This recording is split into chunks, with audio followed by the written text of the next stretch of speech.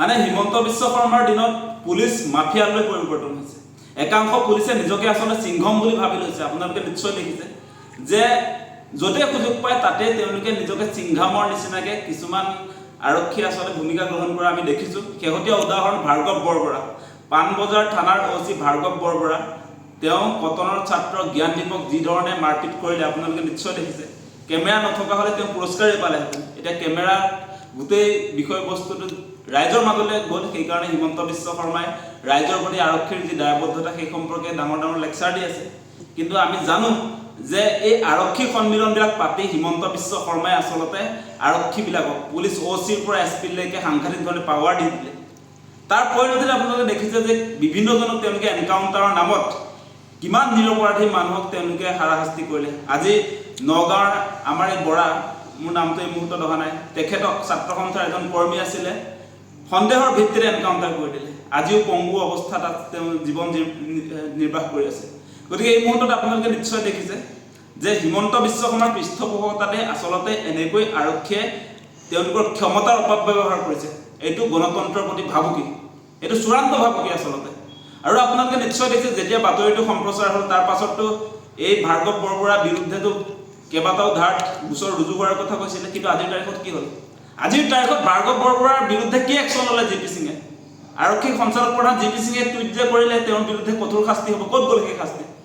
ইয়াৰ আগত আমি দেখিছিলোঁ যে আমাৰ শিলহাপুৰ এগৰাকী নেত্ৰী উচ্ছেদিত পৰিয়াল গায়ত্ৰী বড়িয়ে যেতিয়া জনতা ভৱনৰ সন্মুখত বিধানসভা চলাৰ সময়ত যেতিয়া মাটিৰ অধিকাৰ লাগিব বুলি ক'বলৈ গৈছিলে, নিজৰ প্ৰাপ্য অধিকাৰ বিচাৰি যেতিয়া গণতন্ত্ৰৰ য'ত আপোনাৰ বিধানসভাৰ সন্মুখত তাত যেতিয়া নিজৰ অধিকাৰটো বিচাৰি মাত মাতিবলৈ গৈছিল, তেতিয়াও হিমন্ত বিশ্ব শৰ্মাৰ পুলিচ বাহিনীয়ে প্ৰচণ্ড স্বৰ উঠাইছিলে। আৰু সেই সময়তো জি পি সিঙে সেই পম্পী দাস নামৰ সেই মহিলা আৰক্ষীৰ বিৰুদ্ধে ব্যৱস্থা লোৱাৰ কথা কৈছিল। আজিৰ দিনটোতে ব্যৱস্থা পুৰস্কাৰহে পালে, তেওঁ পদোন্নতিহে পাইছে বুলি মই শুনিছোঁ। সেয়া এনেকৈয়ে চলি আছে অসমখন। বৰ্তমান সময়ত কোনো ধৰণৰ আইন প্ৰশাসন বোলা ব্যৱস্থা নাই, যি ইচ্ছা তাকে কৰি আছে পুলিচবিলাকে। আৰু এনেকৈ আচলতে সাধাৰণ মানুহৰ ওপৰতহে দাদাগিৰি। শেহতীয়াকৈ ধাৰাবাহিকভাৱে গুৱাহাটীত এইকেইদিন কি হ'ল, আজি কেইদিনমান আগত মেগজিনত আপোনাৰ পিষ্টল দেখুৱাই আমাৰ মিচিং মহিলা এগৰাকীৰ পৰা সোণৰ নেকলেছ আৰু আপোনাৰ পইচা চুৰ কৰি লৈ গুচি গ'ল, ডকাইত কৰি লৈ গুচি গ'ল। তাৰ পিছদিনাই এই ৰাজগড়ত সেই তাৰ পিছদিনা যিদিনা ইয়াত চোকা অস্ত্ৰ দেখুৱাই বন্দুক দেখুৱাই আপোনাৰ পইচা আৰু হেৰি যে লৈ গ'ল, নেকলেছ চুৰি কৰি লৈ গুচি গ'ল, তাৰ পিছদিনাই আকৌ ৰাজগড় ৰাতিপুৱাৰ সময়ত কেনেকৈ আকৌ পুনৰ সেই একেটা ঘটনা সংঘটিত হ'ব পাৰে? গতিকে বৰ্তমান সময়ত পুলিচৰ কোনো অস্তিত্বই নাই গুৱাহাটী মহানগৰত। গতিকে তেওঁলোকে সাধাৰণ মানুহৰ ওপৰত এনেকৈ আক্ৰমণ কৰাৰ ঘটনাটোৱে কি সূচাইছে আচলতে?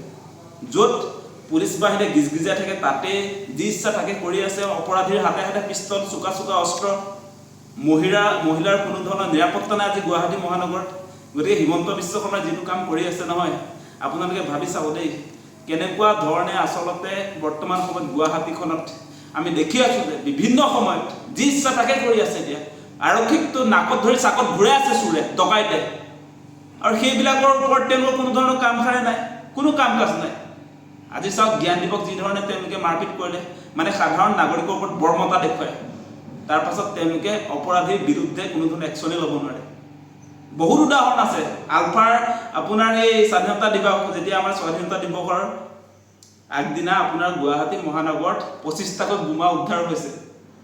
আলফা আপোনাৰ নিষিদ্ধ ঘোষিত সংগঠন, ইফালে পুলিচ হেডকোৱাৰ্টাৰ, আপোনালোকে জানে, আৰু ইফালে বিধানসভাৰ চৌহদত দিছপুৰ থানাৰ সমীপত তাত আলফাই বোমা সংযোগ কৰে। তেতিয়াহ'লে পুলিচ আছে নেকি অসমত?